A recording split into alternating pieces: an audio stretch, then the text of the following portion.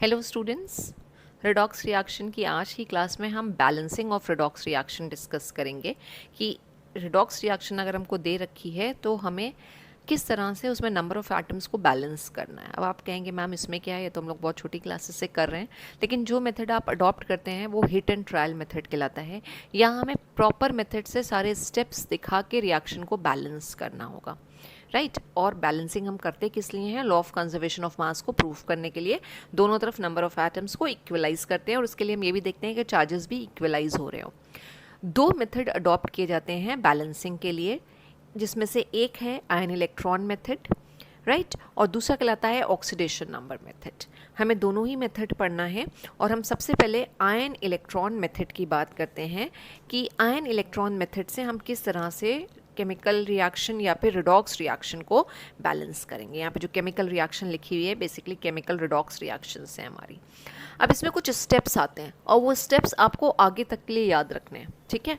ये नहीं है कि 11th में पढ़ लिया है और वो चीज़ ख़त्म हो जाएगी, आगे भी ये चीज़ कंटिन्यूड रहेगी और हमें ज़रूरत पड़ेगी आयन इलेक्ट्रॉन मेथड से रिएक्शन को बैलेंस करने की। और स्टेप्स आपकी अपनी मेमोरी में सेव होना चाहिए, वो नहीं कि कॉपी में लिखे हुए हैं और लिख के आप भूल गए। सारे स्टेप्स आपको याद होने चाहिए कि हम किस तरह से इस मेथड के थ्रू रिएक्शन को बैलेंस करते हैं, और सारे स्टेप्स में से हमारा पहला स्टेप कौन सा होता है। तो सबसे पहला स्टेप होता है कि जो भी हमें केमिकल रिएक्शन या रिडॉक्स रिएक्शन दे रखी है, हम पहले, अगर वो मॉलिक्यूलर फॉर्म में दे रखी है तो हम पहले उसको आयनिक फॉर्म में कन्वर्ट करेंगे। समझ रहे हैं आप? अगर उसमें इलेक्ट्रोवेलेंट कंपाउंड इन्वॉल्व है, मतलब चार्जेस आए हैं, तो हम पहले क्या करेंगे, उसको ब्रेक करेंगे और हम फिर उसके आयंस बनाएंगे और रिएक्शन को हम आयंस के फॉर्म में लिखते हैं, ठीक है। और जब हम आगे रिएक्शन को प्रोसीड करेंगे तो हम ऐसे आयंस जिसमें कोई भी चेंज इन ऑक्सीडेशन नंबर नहीं हुआ है, उन आयंस को हम बेसिकली कहते हैं स्पेक्टेटर्स आयंस, जो बेसिकली सिर्फ ऑपोजिट चार्ज को न्यूट्रलाइज करने के लिए ही वहाँ पे यूज़ किए जाते हैं। तो ऐसे आयंस को हम छोड़ देंगे और फिर जो रिएक्शन हमारे पास आएगी आयनिक फॉर्म में, उसको लेके हम आगे प्रोसीड करते हैं। तो हमारा सबसे पहला काम होगा कि जो हमने फर्स्ट स्टेप की बात करी कि अगर रिएक्शन मॉलिक्यूलर फॉर्म में है तो हम उसको क्या करेंगे, आयनिक फॉर्म में कन्वर्ट करेंगे। मॉलिक्यूलर फॉर्म से हम आयनिक फॉर्म में उसको लेकर आएंगे। अब हमें ये भी सीखना पड़ेगा कि किस तरह से हम रिएक्शन को मॉलिक्यूलर फॉर्म से आयनिक फॉर्म में कन्वर्ट करते हैं, और उसके लिए हमें एक एग्जाम्पल लेना पड़ेगा। हमने एक रिएक्शन लिख ली, सिंपल सी रिएक्शन हमने ले ली, FeCl3 plus H2S gives FeCl2 plus HCl plus elemental sulphur आता है और सल्फर आ गया यहाँ पे हमारा। अब इसको हमें ब्रेक करना है, और ब्रेक करने में हमें ये चीज़ ध्यान रखनी है कि अगर उसके अंदर हम कोवलेंट बॉन्ड का फॉर्मेशन है तो हम आयंस बना ही नहीं पाएंगे। तो जो भी कोवलेंट मॉलिक्यूल होते हैं, हम कोवलेंट मॉलिक्यूल को फिर ब्रेक नहीं करते, या फिर एलिमेंटल अगर फॉर्म आ रही है जैसे सल्फर है या यहाँ पे ऑक्सीजन होती, आप उसको ब्रेक नहीं कर सकते थे, हम उसे एज इट इज़ ही लेके चलेंगे O2 के फॉर्म में या S के फॉर्म में। अब हमें रिएक्शन को पहले आयनिक फॉर्म में लिखना है, तो आयनिक फॉर्म में किस तरह से आएगी, FeCl3 किस में ब्रेक डाउन होगा, ये बेसिकली इसमें अगर हम ऑक्सीडेशन स्टेट की बात करें तो Fe पे +3 आ रहा है, तो Fe3 प्लस FeCl3 को अगर हम ब्रेक डाउन करेंगे तो हमारे पास आएगा Fe3 प्लस, राइट। और इसमें 3 Cl प्रेजेंट हैं और हर Cl पे कितना चार्ज होगा, -1, तभी ये चार्ज न्यूट्रलाइज होंगे। आयरन पे 3 पॉजिटिव हैं, 3 Cl हैं, उस पर 3 नेगेटिव हैं, और ये एक न्यूट्रल मॉलिक्यूल बन के आ गया हमारे पास, ठीक है। H2S जो है, जब हम H2S की बात करते हैं, इसको हम एज इट इज़ लेंगे। उसके बाद हमारे पास है FeCl2 यानी कि आयरन जिसके ऊपर +2 चार्ज होगा +2 Cl-, ठीक है। ये फेरिक आयंस हैं और ये फेरस आयन है। HCl हमें पता है कि HCl में जो बॉन्डिंग होती है वो पोलर कोवलेंट बॉन्ड है, तो HCl को हम ब्रेक डाउन करेंगे। HCl का मॉलिक्यूल कुछ ऐसे होगा, राइट, और क्लोरीन की इलेक्ट्रोनेगेटिविटी ज़्यादा होगी जिसकी वजह से इसके ऊपर डेल्टा नेगेटिव और डेल्टा पॉजिटिव चार्ज आ जाएंगे, और इलेक्ट्रॉन पेयर Cl की तरफ शिफ्ट हो जाएगा और बॉन्ड ब्रेक हो जाएगी। तो बेसिकली HCl की जो बॉन्ड होती है वो पोलराइज हो सकती है, यानी कि वो अपने आयंस में ब्रेक हो सकती है, आयोनाइजेशन पॉसिबल है। तो HCl को हम ब्रेक डाउन करके लिखेंगे H++ Cl- और S को हम एज इट इज़ लेंगे।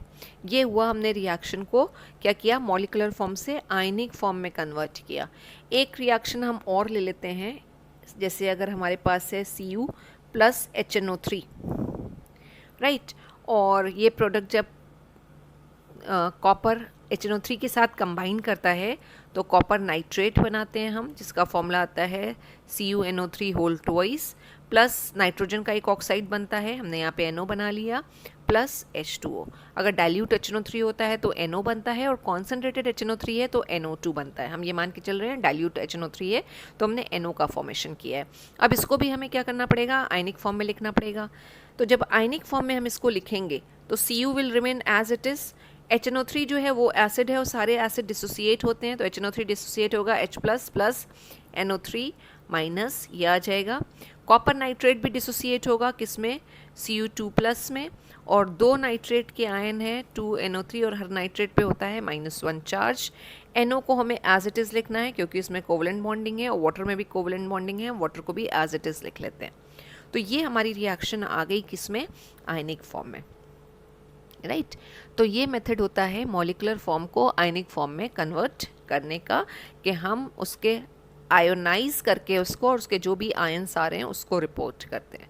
तो अगर बैलेंसिंग का आपको प्रॉब्लम दिया गया है एग्जाम में और रिएक्शन अगर मॉलिक्यूलर फॉर्म में है तो ये मैंडेटरी है कि आपको पहले क्या करना पड़ेगा, उस रिएक्शन को आयनिक फॉर्म में चेंज करना पड़ेगा। क्यों चेंज करना पड़ता है, क्योंकि जब आयंस बन के आएंगे तभी आप बता पाएंगे कि चेंज इन ऑक्सीडेशन नंबर कितना हो रहा है, ठीक है।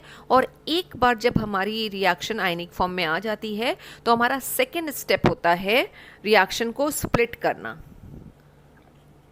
स्प्लिट मतलब दो हाफ में डिवाइड करना। तो split the redox reaction into 2 half reactions, ये सेकेंड स्टेप होगा। स्टेप से याद रखिएगा, पहला स्टेप था हमने आयनिक फॉर्म में लिखा, और जब आयनिक फॉर्म में रिएक्शन आ गई तो हम रिडॉक्स रिएक्शन को डिवाइड कर रहे हैं 2 हाफ रिएक्शन में, इसमें से एक हम बोलते हैं ऑक्सीडेशन हाफ रिएक्शन और दूसरा हमारी कहलाती है रिडक्शन हाफ रिएक्शन। यानी जहाँ पे ऑक्सीडेशन हो रहा होगा उसे हम बोल देंगे ऑक्सीडेशन हाफ रिएक्शन, ऑक्सीडेशन मतलब लॉस ऑफ इलेक्ट्रॉन, और जहाँ गेन ऑफ इलेक्ट्रॉन हो रहा होगा उसको हम बोल देंगे रिडक्शन हाफ रिएक्शन। अब हम एक एग्जाम्पल, ऊपर जो 2 रिएक्शंस हमने करी हैं उसमें से एक एग्जाम्पल हम ले लेते हैं, और जो हम बात कर रहे थे कि रिडॉक्स रिएक्शन को हम स्प्लिट करके लिखते हैं। तो आयनिक रिएक्शन पहले हम लिख लें ताकि हमें समझने में आसानी हो। Fe3 plus 3Cl minus plus H2S। Splitting हम आयनिक रिएक्शन से ही करते हैं, और आयनिक रिएक्शन में हम क्या देखेंगे स्प्लिट करने के लिए, अभी हम उसकी बात करते हैं। पहले हम रिएक्शन कॉपी कर लें। ये आ गई हमारे पास रिएक्शन। अब हमें इसमें देखना है चेंज इन ऑक्सीडेशन नंबर किस में हो रहा है, राइट। ये Fe3 प्लस है, यानी Fe के ऊपर 3+ चार्ज आ रहा है, फेरिक से ये फेरस में चेंज हो रहा है, +3 से +2 हो रहा है, ऑक्सीडेशन नंबर डिक्रीज़ कर रहा है, इसका मतलब इसे गेन ऑफ इलेक्ट्रॉन हो रहा है और ये रिडक्शन हो रहा होगा, राइट। और दूसरा अगर हम बात करें ऑक्सीडेशन किस में हो रहा है, तो अगर हम H2S को देखें, Cl माइनस और Cl माइनस की हम बात करेंगे तो दोनों पे ही -1 चार्ज है, कोई चेंज इन ऑक्सीडेशन नंबर नहीं हो रहा है। लेकिन H2S में अगर हम बात करेंगे तो सल्फाइड आयन यहाँ पे इन्वॉल्व होते हैं। H2S का नाम होता है हाइड्रोजन सल्फाइड, राइट। H तो +1 होगा और जो सल्फ़र है उस पर -2 ऑक्सीडेशन स्टेट होगा। कैसे, ये आप X मेथड से फाइंड आउट कर सकते हैं। और यहाँ पे जो सल्फ़र आ रही है इसमें जो ऑक्सीडेशन नंबर आ रहा है वो कितना आ रहा है, 0, राइट। तो ये आ गया दिस, और -2 से 0 का मतलब क्या हो रहा है, ऑक्सीडेशन। और अगर नहीं समझ में आता है तो अगर ये रिडक्शन क्लियर है कि ये रिडक्शन हो रहा है तो ऑब्वियस सी बात है ये दूसरा वाला जो हो रहा होगा वो ऑक्सीडेशन ही हो रहा होगा, राइट। अब हमें स्प्लिटिंग किस बेसिस पे करनी है, -2 से 0 का चेंज हो रहा है, यानी अगर हम H2S से देखें तो H2S से हमें सल्फ़र मिल रहा है, राइट। और यहाँ -2 ऑक्सीडेशन स्टेट है, सल्फ़र पे 0 ऑक्सीडेशन स्टेट है, और ऑक्सीडेशन हो रहा है तो हम इसको बोलेंगे oxidation half reaction. Oxidation half reaction, अभी तो मैंने पूरा लिख दिया है, इसको हम शॉर्ट में लिखते हैं OHR, ऑक्सीडेशन हाफ रिएक्शन। और Fe3+ जो है वो किस में कन्वर्ट हो रहा है, Fe2+ में, राइट। और इसको क्या हम बोल देंगे, RHR या फिर रिडक्शन हाफ रिएक्शन और RHR। तो रिकॉल करना बहुत ज़रूरी है स्टेप्स, तभी रिटेंशन होगा। पहला स्टेप ये था कि जो भी रिएक्शन दी थी हमने उसे मॉलिकुलर फॉर्म से आयनिक फॉर्म में चेंज किया, और उसके बाद हमने on the basis of oxidation and reduction reaction को स्प्लिट कर लिया इनटू 2 हाफ्स, जिसको हमने बोला ऑक्सीडेशन हाफ रिएक्शन और रिडक्शन हाफ रिएक्शन। तो ये 2 स्टेप्स हो गए। यू कैन सी कि हमने नंबर 1 या फर्स्ट स्टेप किया था, और दिस इज़ नंबर 2 या स्टेप नंबर 2। स्टेप नंबर 3 क्या है? स्टेप नंबर 3 में हम नंबर ऑफ एटम्स को बैलेंस करते हैं। जो 2 हाफ रिएक्शंस हमने लिखी हैं इसमें हम नंबर ऑफ एटम्स को बैलेंस करेंगे। Balance the atoms, right. अब ध्यान से सुनिएगा कि बैलेंसिंग करने में क्या रूल्स लगते हैं। पहले हमें दोनों हाफ रिएक्शन में, ठीक है, हम दोनों हाफ रिएक्शन लिख लेते हैं और थोड़ा सा डिस्टेंस छोड़ के लिखते हैं, क्योंकि ये कहीं पे हमें इलेक्ट्रॉन बढ़ाने पड़ेंगे और कहीं पे हमें हाइड्रोजन को बैलेंस करने की ज़रूरत पड़ेगी। ठीक है, ये लिख लिया हमने। अब जब हम नंबर ऑफ एटम्स को बैलेंस करते हैं तो पहले हम हाइड्रोजन और ऑक्सीजन को छोड़कर जो भी दूसरे एटम्स हैं उनको हम बैलेंस करते हैं, यानी balance the atom other than hydrogen and oxygen and for each half reaction. और बैलेंस करने के लिए हम क्या यूज़ करेंगे, कोफिशिएंट या फिर सिंपल मल्टीपल्स, राइट। तो हम नंबर ऑफ एटम्स को बैलेंस करते हैं। अभी हमें हाइड्रोजन को तो देखना ही नहीं है और ऑक्सीजन इसमें है ही नहीं। यहाँ एक सल्फ़र है, यहाँ एक सल्फ़र है, यहाँ एक Fe है, यहाँ एक Fe है। तो सल्फ़र और Fe जो हैं वो बैलेंस हैं, ठीक है। एक बार आपके एटम्स रिएक्शन में हाइड्रोजन और ऑक्सीजन को छोड़ के जब बैलेंस हो जाएंगे तो फिर हम हाइड्रोजन और ऑक्सीजन को बैलेंस करते हैं।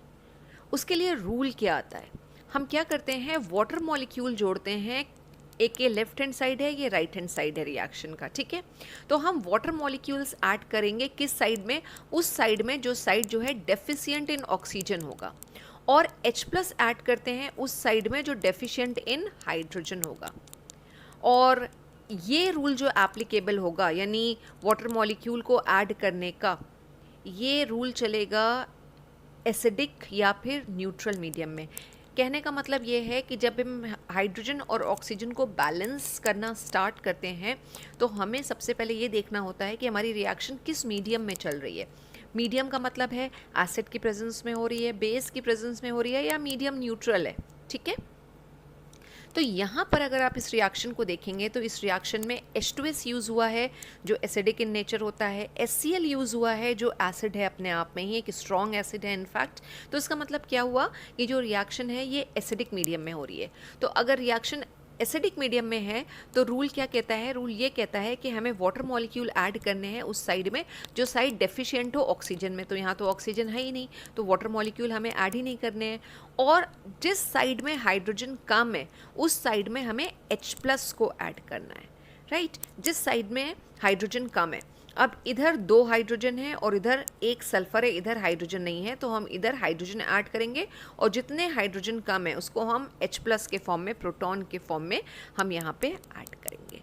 ये हो गया हमारा स्टेप। अब हम फिर से चेक कर लेते हैं कि क्या हमारे सारे एटम्स बैलेंस हैं।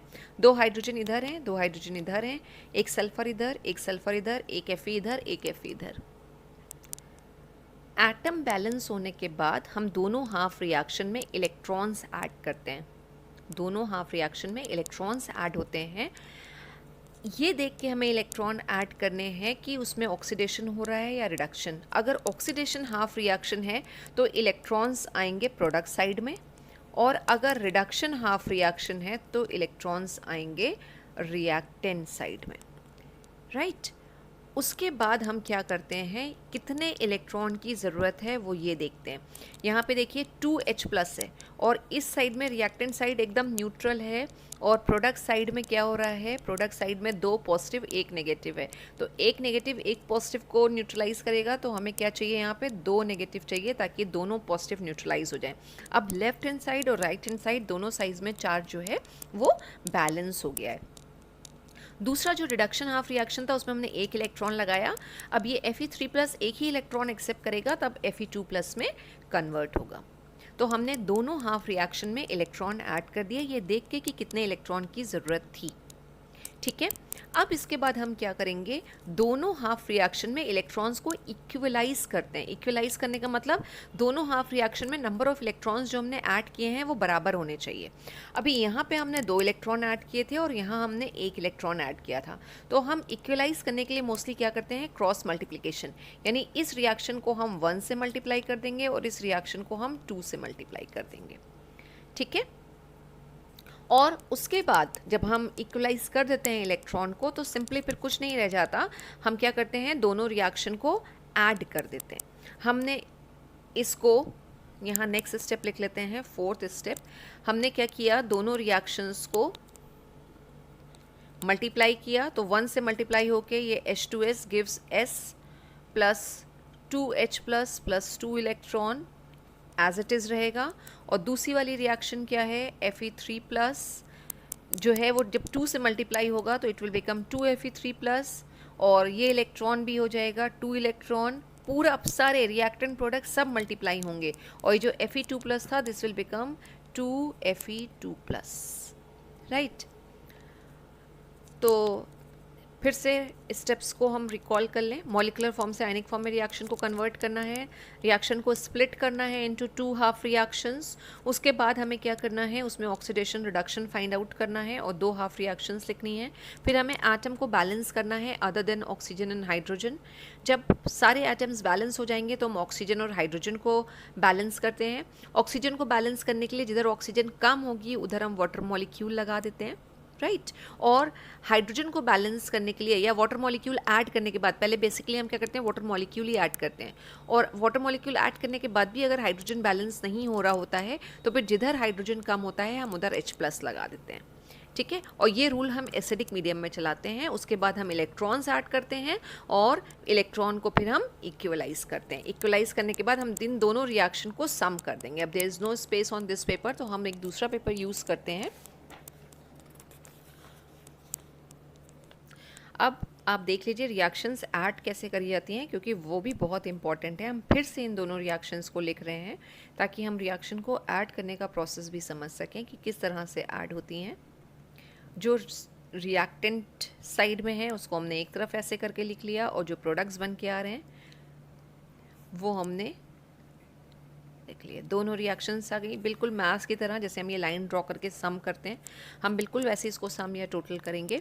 जितने रिएक्टेंट हैं हम उसको यहाँ लिखते चले जाएंगे, जस्ट कीपिंग इन माइंड कि अगर कोई ऐसा रिएक्टेंट कॉमन है जो फर्स्ट रिएक्शन में लेफ्ट हैंड साइड में है और नीचे या सेकेंड रिएक्शन जो लिखी हुई है उसमें राइट हैंड साइड में है, तो हम उसको कैंसिल करते चलते हैं।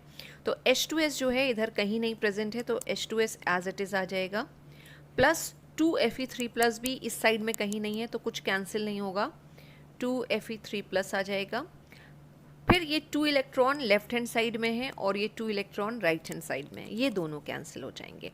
अब nothing is left on left hand side, तो हम एरो ड्रॉ कर लेंगे और फिर बाकी S plus 2H plus 2Fe2+ as it is आ जाएगा, राइट। अब ये रिएक्शन आपकी आयन इलेक्ट्रॉन मेथड से बैलेंस हो चुकी है। चार्जेस आप चेक कर लीजिए कि जितने पॉजिटिव चार्ज इधर हैं उतने ही पॉजिटिव चार्ज इधर होने चाहिए, या जितने नेगेटिव चार्ज इधर हैं उतना ही नेगेटिव चार्ज इधर होना चाहिए। तो यहाँ पे देखिए 2Fe3+ 6 पॉजिटिव चार्ज हैं और यहाँ टोटल कितना पॉजिटिव चार्ज है, ठीक है, 2 H+ हैं तो 2 पॉजिटिव चार्ज यहाँ और 2 Fe2+ हैं, तो यानी 4 पॉजिटिव चार्ज यहाँ पे है, तो टोटल 6 पॉजिटिव चार्ज हैं। दोनों तरफ चार्जेस बराबर हैं, दोनों तरफ नंबर ऑफ एटम्स भी हमारे बराबर हो रहे हैं। अब हमारे पास एक लास्ट स्टेप आता है, वो क्या कि रिएक्शन हमको मॉलिकुलर फॉर्म में दी गई थी, तो हमें रिएक्शन को वापस मॉलिकुलर फॉर्म में कन्वर्ट करना है। उसके लिए हमने जो क्लोराइड आयन इनिशियली छोड़ दिए थे, जिनको हमने स्पेक्टेटर आयंस बोला था और कहा था स्पेक्टेटर आयंस वो आयंस होते हैं जिनकी ऑक्सीडेशन स्टेट चेंज नहीं होती है रिएक्शन में। अब हमें यहाँ पे वही स्पेक्टेटर आयंस लगाने हैं, और जब हम वो आयंस लगा देंगे तो हमारी जो बैलेंस रिएक्शन आएगी वो होगी H2S प्लस और 2Fe तो आपको रखना ही रखना है, यानी 2Fe3+ तो आपको रखना ही रखना है। टोटल 6 पॉजिटिव चार्ज को न्यूट्रलाइज करने के लिए आप कितने Cl यहाँ पे जोड़ेंगे? 6Cl-, right. Same way S है, प्लस 2H+ है यहाँ पे, तो 2H+, यानी कि 2 पॉजिटिव चार्ज को अगर हमें बैलेंस करना है तो हमें 2 नेगेटिव चाहिए, प्लस 2Fe2+ था हमारे पास। इसको न्यूट्रलाइज करने के लिए हमें चाहिए हैं 4Cl-, राइट। अब हमें क्या करना है, अभी तो सिर्फ आपको क्लियर करने के लिए कि कितने आयंस चाहिए होंगे वो चीज़ यहाँ पे लिखी है। अब हम इसको वापस मॉलिकुलर फॉर्म में लिख देते हैं। H2S plus 2FeCl3 will give S plus 2HCl plus 2Fe2+ और 4HCl- मिलके बना लेंगे 2FeCl2, ठीक है ना। तो देखिए 4 हो गए ये हमारे जो Fe के 4 हो गए जो हमारे Cl थे, 2 और 2 4, तो 4 Cl हमारे हो रहे हैं, और 2 Fe था तो ये 2 Fe हमारा रिएक्शन में आ रहा है। This is the balance reaction through ion electron method. Redox reaction को हमें आयन इलेक्ट्रॉन मेथड से बेसिक मीडियम में बैलेंस करना हो। एसिडिक मीडियम में तो हमने रूल की बात करी थी क्या आएगा, लेकिन अगर मीडियम बेसिक हो और हमें हाइड्रोजन और ऑक्सीजन को बैलेंस करना हो तो रूल क्या कहता है। और देखिए आपको सारे रूल्स तो याद रखने ही पड़ेंगे। रूल है कि for each excess of oxygen, वहाँ ऑक्सीजन जो डेफिशिएंट था वहाँ उसकी बात हो रही थी। यहाँ ये रूल कह रहा है कि जिस साइड में ऑक्सीजन का एटम एक्सेस में होगा उस साइड में हम एक वाटर मॉलिक्यूल ऐड कर देंगे, ठीक है। और ऑपोजिट साइड में हम क्या करेंगे, 2 हाइड्रोक्सिल आयंस को ऐड करेंगे। तो जिधर ऑक्सीजन ज़्यादा है बेसिक मीडियम में उधर वाटर मॉलिक्यूल लगेगा और ऑपोजिट साइड में हाइड्रोक्सिल आयंस लगेंगे।